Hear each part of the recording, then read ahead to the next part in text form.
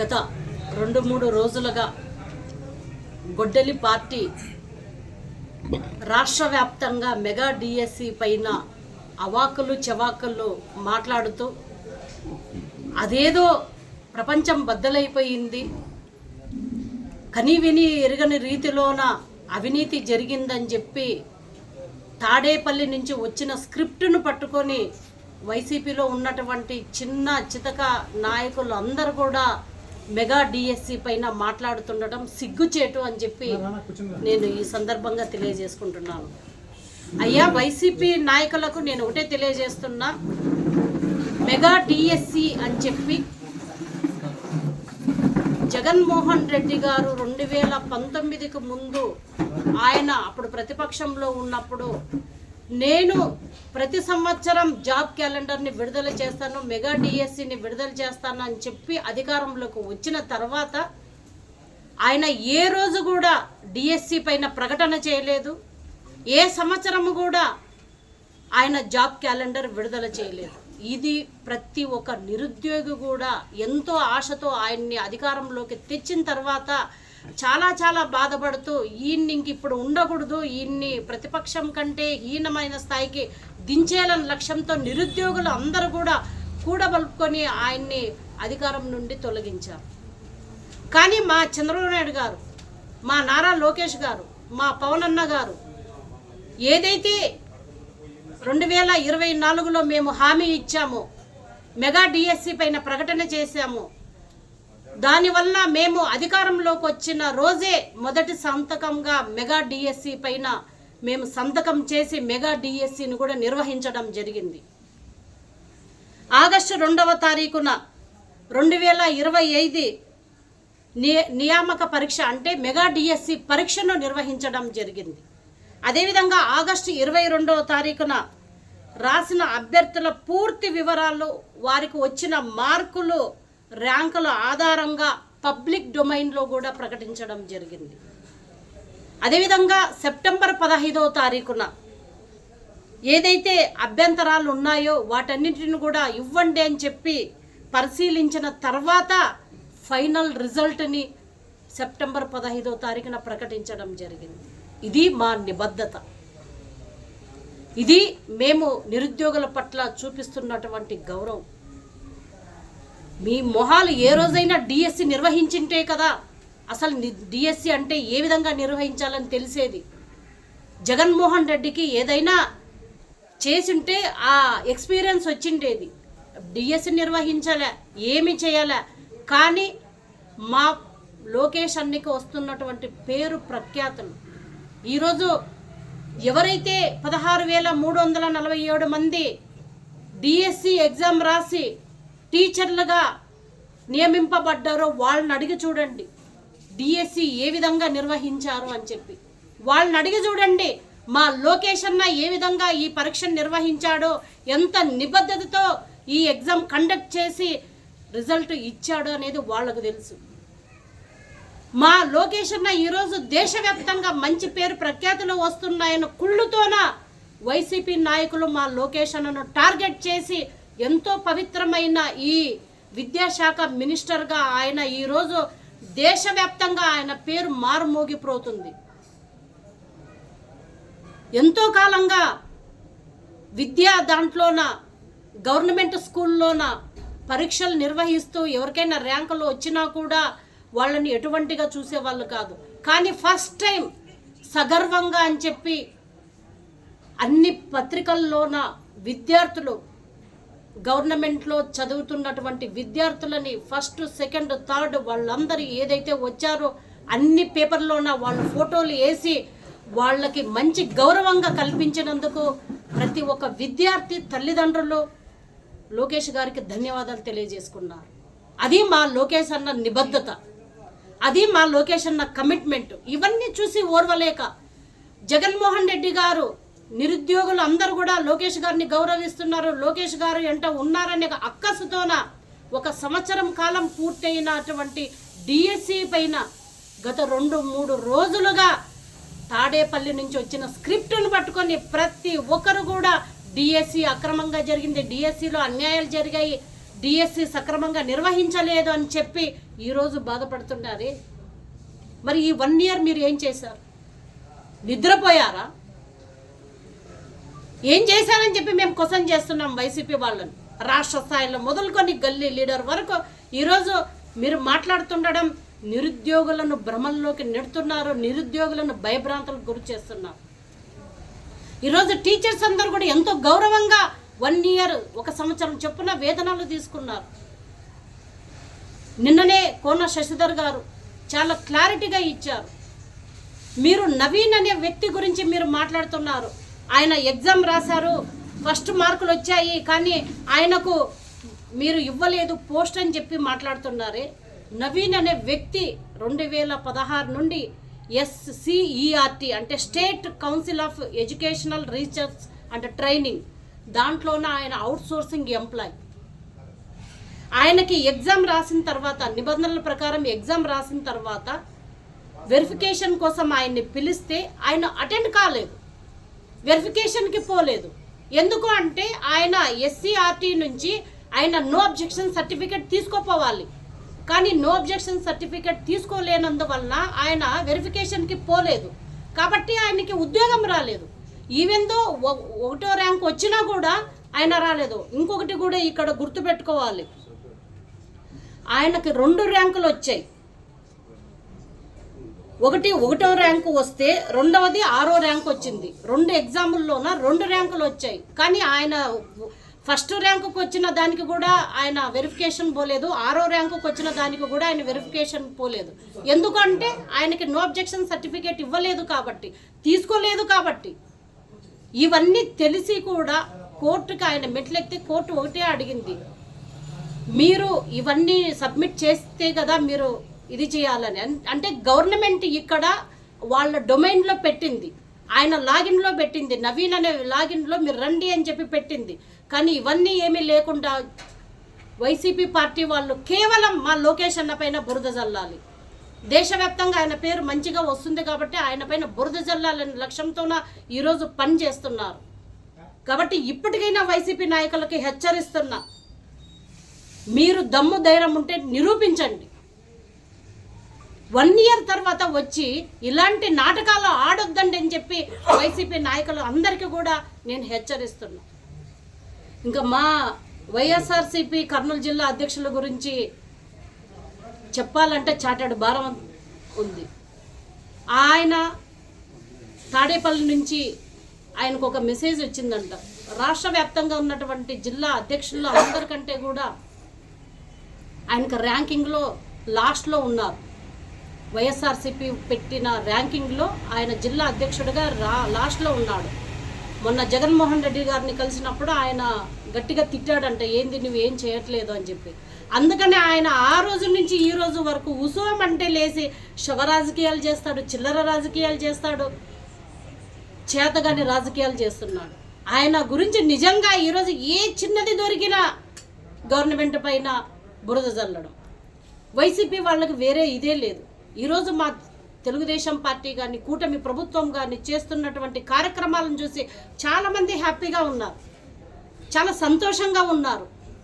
SV Mohan Reddy గారు మీరు అధికారంలో ఉన్నప్పుడు జిల్లా కోసం ఏం చేశారు, మేము అధికారంలోకి వచ్చిన తర్వాత జిల్లా కోసం ఏం చేశామనేది చర్చకు సిద్ధమా అని చెప్పి మిమ్మల్ని అడుగుతున్నాను. మీరు ఉత్తుత్తి మాటలు కాదు, మీరు నిజంగా చర్చకు సిద్ధమైతే నేను కూడా వస్తాను, రండి కూర్చొని మాట్లాడదాం. మీ హయాంలోన కర్నూలు జిల్లా అభివృద్ధి ఏం జరిగింది, మా హయాంలోన కర్నూలు జిల్లా ఎటువంటి అభివృద్ధి జరిగిందని చెప్పి బహిరంగ చర్చకు పిలుస్తున్నాను మిమ్మల్ని. అంతే తప్ప చేతకాని మాటలు మాట్లాడొద్దండి, చిల్లర రాజకీయాలు చేయొద్దండి.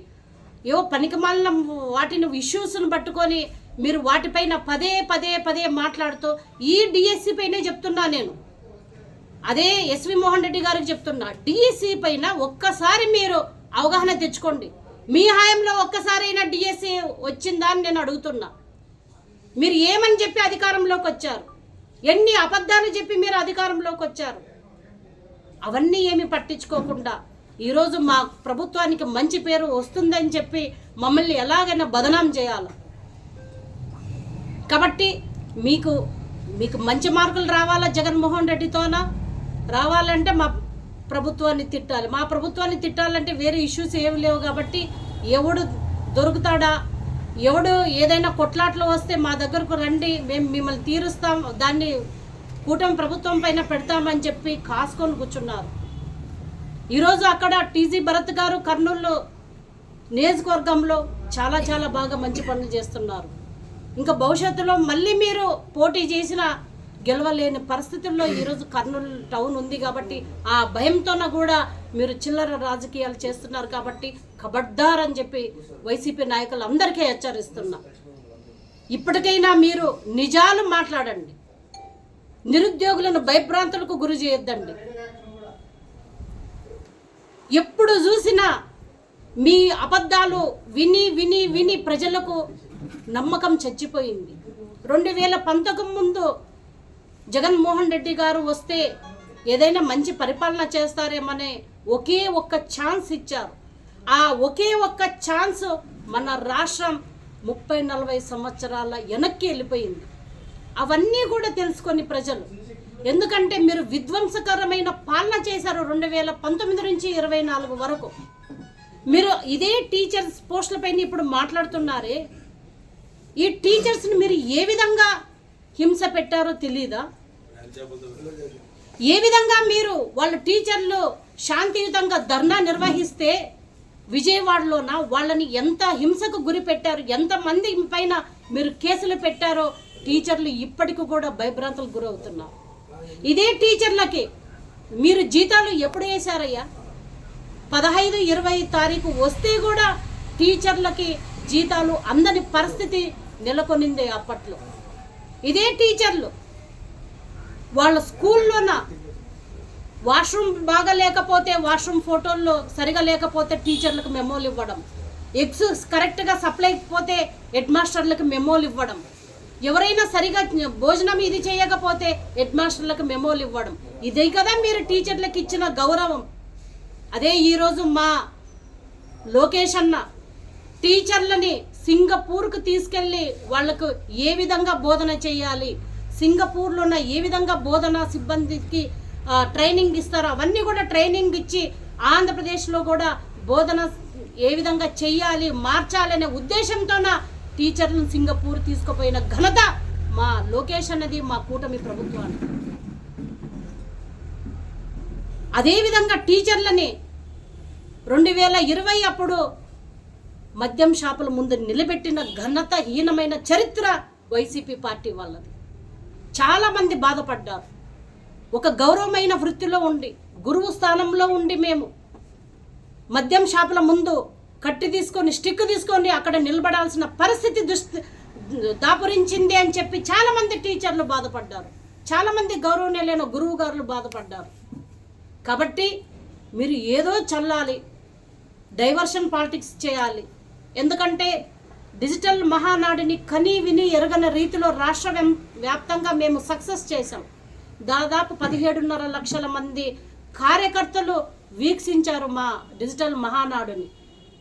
మేము మహిళకు అంకితం చేసాం ఈ మహానాడుని. ఇన్ని మేము సక్సెస్ఫుల్గా చేస్తే గిన్నిస్ బుక్ వరల్డ్ ఆఫ్ రికార్డులోని ఈరోజు ఎక్కితే దాన్ని చూసి భయపడి డైవర్ట్ పాలిటిక్స్ చేయాలి. ఎందుకంటే మరొక ముఖ్య విషయం,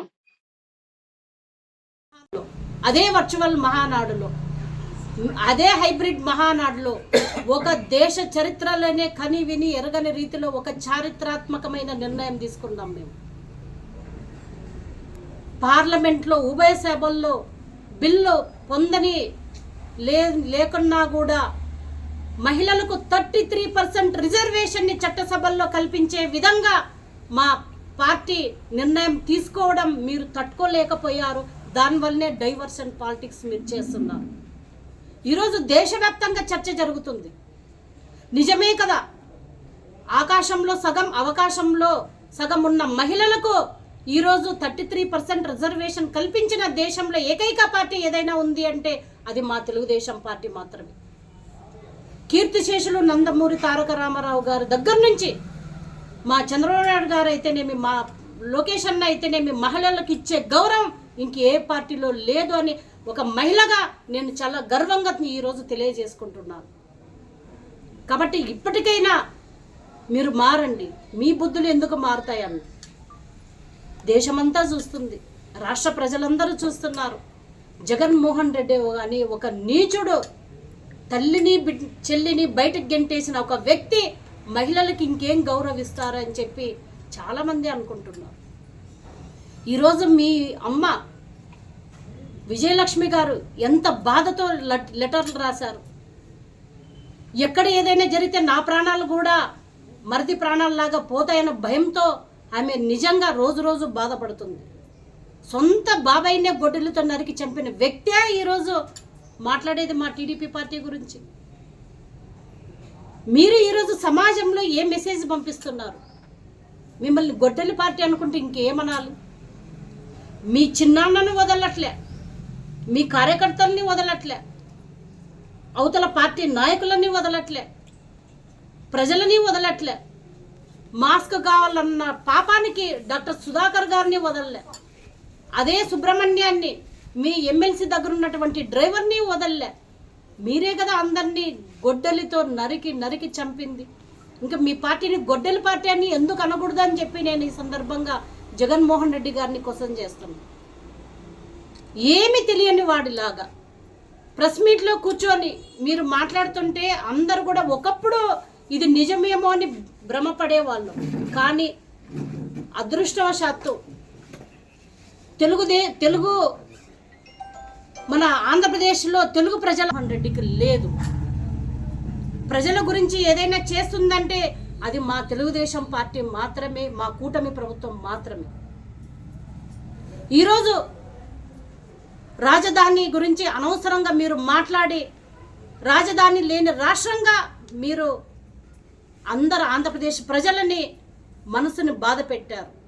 3 రాజధానులు అన్నారు. ఫస్ట్ ఏమో ఇదే వరకు మాట తప్పము మడమ తిప్పమన్న వ్యక్తే ఈరోజు రాజధాని విషయంలో ఎన్నిసార్లు మాట తప్పారు, మడమ తిప్పారు. ఆంధ్రప్రదేశ్ ప్రజలు విఘ్నులు, అన్నీ చూస్తున్నారు. ఏది ఎప్పుడు కావాలో అప్పుడు వాళ్ళు కరెక్ట్గా సమాధానం ఇస్తున్నారు. ఆ సమాధానమే 2024 ఎలక్షన్. గూబు గుయ్యమనేలాగా కొట్టారు కాబట్టి మీకు 11 సీట్లు వచ్చాయి. దాంతో మీకు 11 సీట్లు వచ్చినా కూడా ఈరోజు ప్రజల గురించి మీరు మాట్లాడట్లేదు, ప్రజల గురించి మీరు బాధపడట్లేదు. నాకు ప్రతిపక్ష హోదా కావాలని చెప్పి మీరు బాధపడుతున్నారు. ప్రతిపక్ష హోదా ఉంటేనే నేను ప్రజల సమస్య పైన మాట్లాడతాను అసెంబ్లీలో అని చెప్పి మాట్లాడుతున్నారు. నీకెందుకయ్యా? ప్రజల సమస్యలు పట్టించుకోలేని వాడికి ప్రతిపక్ష హోదా ఎందుకు ఇవ్వాలా? నీ నైతిక హక్కు మీకు లేదు అని చెప్పి హెచ్చరిస్తూ నాకు ఈ అవకాశం ఇచ్చిన ప్రజలందరికీ ధన్యవాదాలు.